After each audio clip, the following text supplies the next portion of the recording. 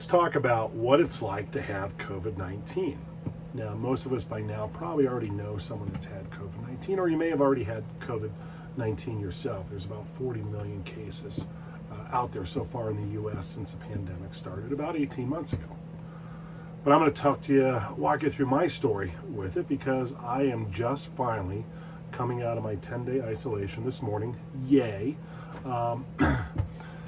And kind of walk through what happened with me and what it was like to have COVID-19, especially as a vaccinated physician. So, here's my story about COVID-19. So, all started, went away for kind of a short Labor Day weekend, just down to Mammoth, California, so not too far away. I'm up in Reno, Nevada area, so 3-hour drive. Went down there for an outdoor little mini festival. Not too many people, all outdoors, maybe 150, 200 people, all spread out.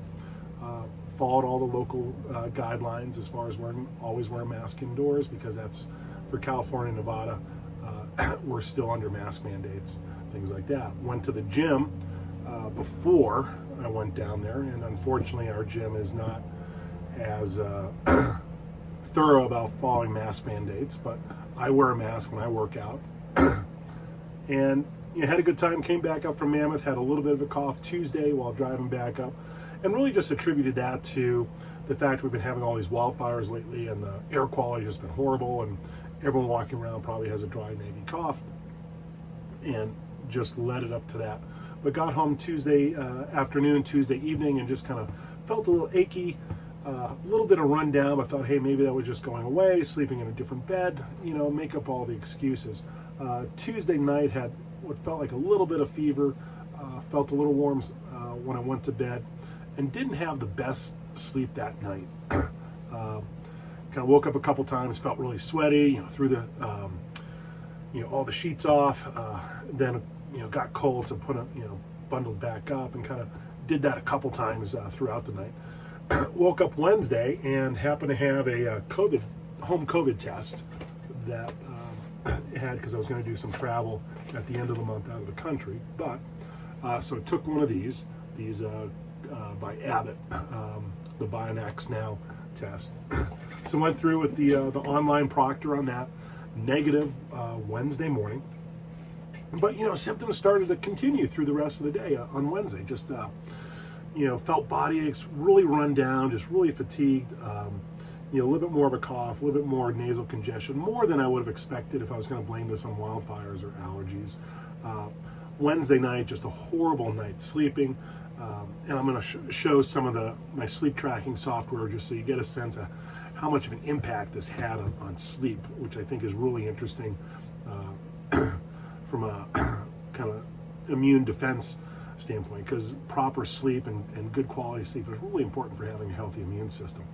But Wednesday night, pretty much up all night, tossing, turning, just full body sweats, would have to get up, kind of towel off, get back in the bed, freezing cold for 10 minutes, and then right back at, feeling like I had a huge fever, soaking the sheets again. And that was kind of the entire night, Wednesday into Thursday. So got back up Thursday, pulled out another one of these test kits that I have. This one, and if you've done these before, it takes 15 minutes to run. That's what we call a lateral flow test, and you put the reagent in, you do your swab test, put the swab into the card, and it takes about 15 minutes for the for the reaction to occur when it's looking for the COVID antigens. So, like I said, on Wednesday, test was negative after 15 minutes. Thursday morning, seriously, 15 seconds it took for the test to turn positive for COVID-19. So I went through and actually do my online consults. I have a official positive test result, and then just started my isolation. Or I had been isolating already, but became official on Thursday after testing positive. And then really like the next 3-4 days, even being vaccinated, this was not fun. Would not recommend. 1-star review, COVID-19, 1-star review, would never do again. And I'm a healthy, 50-something-year-old guy, but pretty much no medical problem except for like a low thyroid, great blood pressure, no diabetes, no hypertension, no signs of heart disease, work out a lot, so pretty fit with all that, and vaccinated, Moderna, January and February, and have been taking a lot of, I think, really good precautions as far as making sure I don't put myself in situations where I could be exposed to the folks that do have COVID. And all that said, still got my butt handed to me by this. So I'd say Thursday, Friday, Saturday, and into Sunday, we're pretty miserable. And I would put this in maybe the top 2 illnesses I've had as an adult, and the other one being a 4th-year medical student. Right after I was bragging at the beginning of February about not getting a flu shot, and it's too late in the flu season to get it, and the flu season's over, bam, I got influenza as a 4th-year med student. It was, in bed for like 3-4 days. Unfortunately, I was on a relatively easy and understanding rotation where they kind of let me off for the week. But ever since then, I'm like first in line to get the flu shot as a result. And since then, maybe one other influenza, H1N1, the year we had it, which, 2-3 days of being down. But man, never really get that sick. So 3-4 days of really, just barely getting out of bed to kind of clean up, brush teeth, drink, get back in. But it was really, a lot of it was just heavy fatigue, the night sweats, the fevers, the chills, some body aches, a little bit of headache with that. And I think Thursday, Friday, Saturday are probably the worst. Sunday, Saturday night into Sunday would kind of turn the corner, would feel better during the day, could get up, kind of do some things around my place. But then kind of the evening time was still a little rough. So Sunday and Monday, which would have been like day 5 and day 6 for me, really still noticing it. And again, here are some of the showing some of the poor sleep quality I had with the sleep tracker software that I use. And you can see on these white lines are light sleep, or the red is being up and about, getting up to the bathroom or kind of clean, toweling off, things like that. So getting up out of bed. The white is light sleep, so kind of this restless sleep. Definitely not deep sleep, definitely not REM sleep, which is really important for restorative sleep. And then the blue is really the deeper sleep. And you can kind of see how broken up over the different days my sleep was, and definitely a lot different. And the other thing that was interesting is the effect on heart rate too. So you can kind of see heart rate effect. And when I was in the worst of it, resting heart rate was sitting at 100 beats per minute, and that's usually not where I'm at when I'm sleeping. Usually much lower, kind of in the 75, 80 is normal where I run. Even when I'm doing a lot of cardio, I just don't have a very low resting heart rate. Even doing like Ironman triathlon, I just never got, I think, lower than 65 for a resting heart rate. But you can kind of see how broken up the sleep was over these few days. And then as we kind of progressed into Thursday or into like Tuesday, Wednesday, feeling better, still kind of, some night sweats at night, but, doing a little bit better as far as the quality of sleep. And up until tonight, or last night, so Thursday going into Friday, so my day 9 going into day 10, really, mostly, probably the best night's sleep I've had in, since this all started. So, it was really, excuse me, still have a cough, obviously, but it was really, nice to finally get some really good sleep, not have the night sweats, not waking up with sheets that are soaked with all that sweat. So it really comes down to, finally out of isolation today, so get back and do the things I need to do. But I have to say this, yes, I'm vaccinated. Yes, I had it. Number one, I'm glad I am vaccinated, because, if this was COVID being vaccinated, wow. Hate to see what it would have been like if I had been unvaccinated. And, one of the things I did also check was they have a pulse oximeter. So I was checking, one of these things. So keeping it on my finger just to see where oxygen level was on that. And, pretty much did pretty well. I had a couple of times where it kind of dropped down to like 94, 95, but that was all temporary. I seem to kind of hover around 96, 97% for the most part. Today back at 98%. So I think that tells me I'm pretty much fully recovered. The other thing that I noticed, and a lot of people report this, is loss of taste and smell. So fortunately, did not lose sense of taste, but I did notice on Sunday all of a sudden loss of smell. I found that interesting because that's usually one of the leading symptoms we hear from folks, at least that I've heard from a lot of the patients I've talked to with COVID, is usually it's, smell and taste are usually one of the first things they lose. And for me, it seemed to be one of the last things. It's fortunately starting to come back today.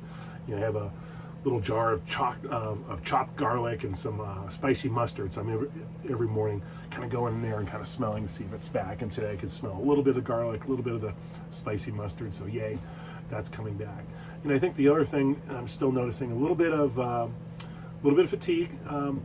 And the other thing, I wonder if there's a little bit of brain fog. I know a bunch of college buddies of mine, if they're watching, it's going to be laughing and say, "Yeah, how are we going to tell the difference there, Martinez? You always act like you have brain fog." But it's one of those things where, again, a lot of people report this as a side effect or as a symptom of COVID, and you just kind of feel that you're thinking a little less clearly or a little bit less sharp. And it may also be attributed just to the poor sleep too, since poor sleep can really affect mental performance in a lot of people, almost to the point where it's similar to drunk driving if you're too tired. So other than that, didn't really do much for treatments. And I know that's something that people kind of ask a lot. And I think really at this point, there's a lot of, I think, misinformation out there on how to actively treat COVID. I think number one, prevention.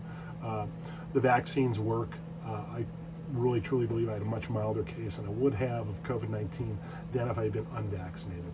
Right now, statistically in the US, 1 out of 500 people who get COVID die from it.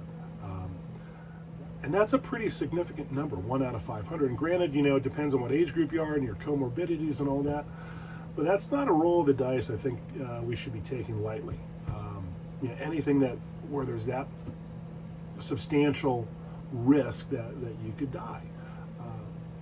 And number two, I think the long COVID is something that actually probably worries me more. I think if you're dead, you're dead.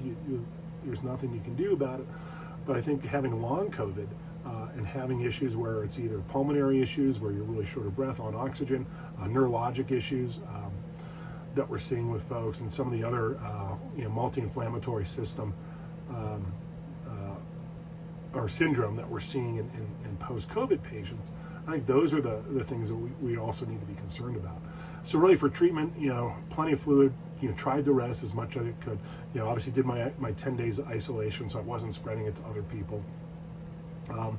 Didn't really change much than what I usually take for supplements, and I'm not a huge supplement fan anyways. I always take vitamin D with a little bit, it has vitamin K2 in it, so I stayed on that, and that was 5,000 IUs of vitamin D. Take a little bit of magnesium with that. And then every once in a while I would have a zinc balance tablet that has zinc with a little bit of copper in it. So, took that as well. And that was really it for, quote, supplements. I took, a lot of it too was Tylenol for the fever, so acetaminophen to kind of help keep that under control, and really tried to cut that out as soon as I could, because there is some research, at least in the pediatric world, that says that if you let a fever run, kids actually get better about a day or so sooner. So that fever is more of probably our immune system trying to help out, rather than something we just should try to quash or lower all the way. So as soon as I could, maybe I think it was like a day or two, the acetaminophen, tried to get off of that just so, let that fever run a little bit if it wasn't too uncomfortable, and hopefully that was getting me through that a little bit sooner. And then maybe the only other thing was, cold medicine. So for me, it was like Mucinex, which is longer acting decongestant. So, but not something I want to do again. Not that it was horrible that I ever felt I was going to go to the ER, but definitely lost, more than a few days of productivity, of working, of getting stuff done, of just enjoying life, of, feeling miserable, for lack of a better term. And just too busy to really be laid low like that. So definitely do not want to have to go through that again. What'll be interesting too is to see the effect on antibody levels. So I have a antibody test that I did recently, and plan is to go ahead and check serum antibody levels in about 6-8 weeks, see what those IgG levels are up to after being vaccinated, plus COVID infection, because that hybrid immunity we think probably gives some added protection versus just being vaccinated or just having prior COVID infections. And not that you can really determine that it gives you a certain level of immunity, but it'll be interesting to see how the body, my body responds to that COVID infection, and if there was a bump in my antibodies, IgG levels of to the SARS-CoV-2 virus too. So that's my story about Dr. John having COVID. Made it through. Don't want to do it again. Like I said, 1-star review. COVID. You're on my naughty list for Christmas. So hope everyone else is staying healthy. I'm going to have some more videos coming out on the COVID-19 and some other things as far as staying healthy with it. So stay tuned. I'm Dr. John with the Healthy MD.